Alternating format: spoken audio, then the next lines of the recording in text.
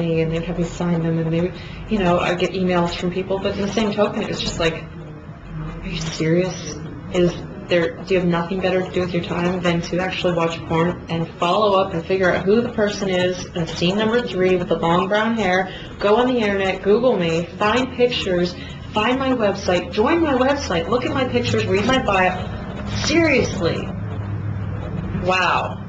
I mean, I hate to, dog myself, but it's just like, I used to get emails sometimes and be like, for real? Go to college or something. Obviously you have plenty of time to go on the computer and read. Go do something productive. And just, to me, I appreciate the fans noticing me, and it kind of made me feel good. At least it made me feel like somebody appreciated all the work that I did, but in the same token, it made me feel sorry for them, because what an empty life, It's such a huge deal for many of these porn stars to get on television and to get attention. Right? It's like this huge hunger for attention. For anybody. Everybody wants to be on television. Everyone thinks, oh, if I get on TV, I'm going to be recognized, I'm going to make it big. But who really cares? I mean, so what? The rest of the people see you on TV doing something stupid, usually, because usually when we do get on TV finally, it's for something really dumb. I've never been on TV for anything except for the porn industry, except for fitness competition once. And it was on somebody else. I just happened to be in the background. But it's just like, everybody, it's society in general. They want recognition. But it's like, what are you being recognized for? Your appearance is on TV, and somebody sees it and says, oh, I know that person. Do they really know you? No, they don't know you. They just recognize you. Who cares? You're still the same person that you were before they saw you on TV, and you're going to be the same person afterwards. It doesn't matter. It really doesn't, unless you're doing something, going on TV and making a difference. News reporters, people that go on, do documentaries and do other things and things that change people's lives, that I admire, But otherwise, it's like, what are you really doing? You're not doing anything. You're just making yourself feel good by being somebody. But you're nobody. You're still the same person you were before. It's just somebody saw you. On TV. One of the arguments that I often get from porn people to say that what they're doing is okay is they always keep telling me it's legal. Yeah. It's legal, therefore it's okay. Ooh, so is prostitution in Reno or wherever. It's what, are you going to go to the bunny ranch and have sex? It's like, no, it's okay to do prostitution at the bunny ranch because it's legal.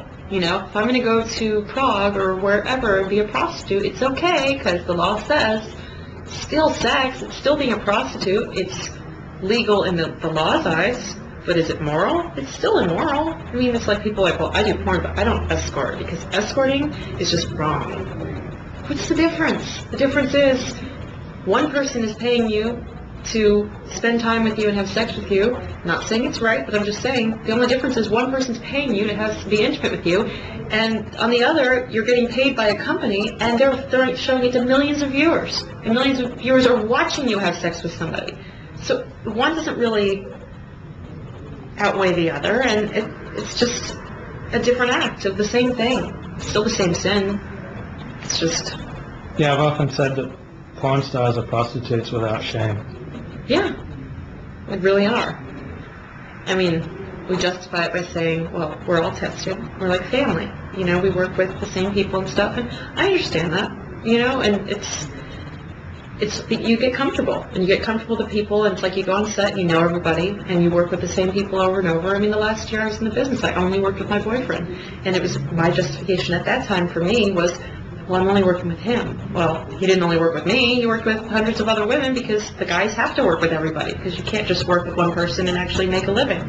And so, I think we just, Alima, you have a call on line 1. Alima, you have a call on line 1. I don't know how to turn that off. I think we just make excuses, because when you're in the business, of course you don't want to sit there and go, yeah, I'm a high-dollar whore, and I get, so we shoot it on video. No, nobody wants to feel that way. It makes them feel better. It makes them feel more important and more like a star when they get to actually be a star, as opposed to just a sex actor. What was it like for you relating to your friends in the porn industry after you left the porn industry? Truthfully, when I was in the business, I didn't really talk to people in the business about sex. Most of the friends that I did have in the business, I still have, because we were friends outside of that. But truthfully, I don't have many. I have a lot of acquaintances in life. I have very few friends because I value my friends. I don't know. I don't have time for I don't have time for a lot of close friends. But acquaintances, they come and go. I respect them in business and things like that, but I don't really spend time with them or share my personal side with them. You know what I mean? You know what I mean. So my friends are very limited. But how do they relate to you? Do they have trouble relating to you now that you've left the industry? I don't think so. I think they just don't want me to judge them. One of them, God, I want to kill him, telling me that he was going to do a porno and he was going to play Jesus and they were going to do a crucifixion and raising, he was going to have Mary Magdalene and all this stuff, and I got so mad at him. I was like, if you do that, I swear to God, he knows who he is, you little bastard. Sorry, I still have a problem swearing, but he knew he was just pushing my buttons, and he was getting such a kick out of it, but he's serious. He wants to do this video, and it pushed buttons that that kind of makes me mad. On that level, we did not relate well. And I got so pissed off, I ended up storming into the house. I'm like, I don't even want to hear about it. Don't even talk to me about this anymore because I know you're serious and you know you're pissing me off. And he just thinks it's funny. And, that's just wrong. Just wrong. Alina, you have a call on line 3. My God! Call on line 3. Good girl. Have you ever tried to talk any of the people you know in the industry out of the industry?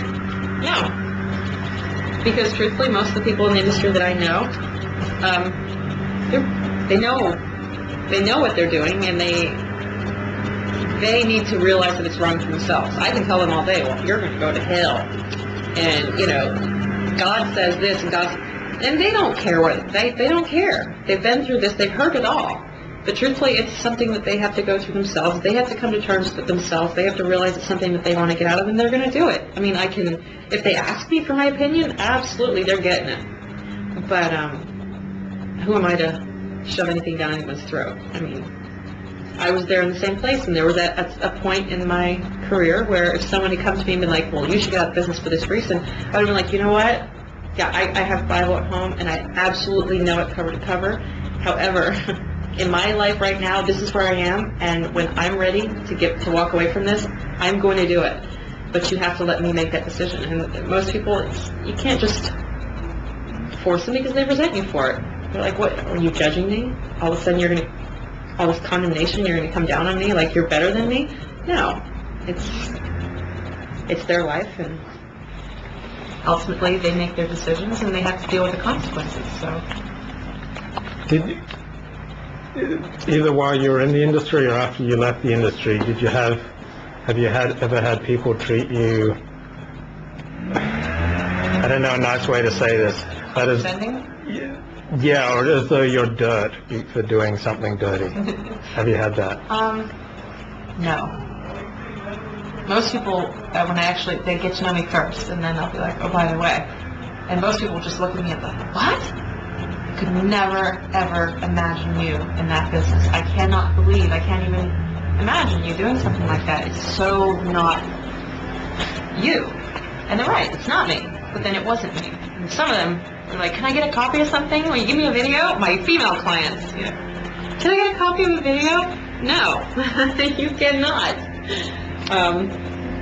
But no, I have actually not really had, I've had people see people in the business be like, oh, she looks like a freaking whore. I heard she's in the porn business. And I'm like, you know what? Yeah, I did. And it's funny because I've actually turned them and like, yeah, I did it for 5 years. And they're just like, sorry, But, no, I've been fortunate. And truthfully, maybe people do. Oh, yeah, there was one person. I'm not even allowed to go get my hair done at her salon. She thinks I had an affair with her husband. Did you? No! That's what makes me so mad. I'm like, all the things that I did over the years in the business, everything, all the years that I was in the business.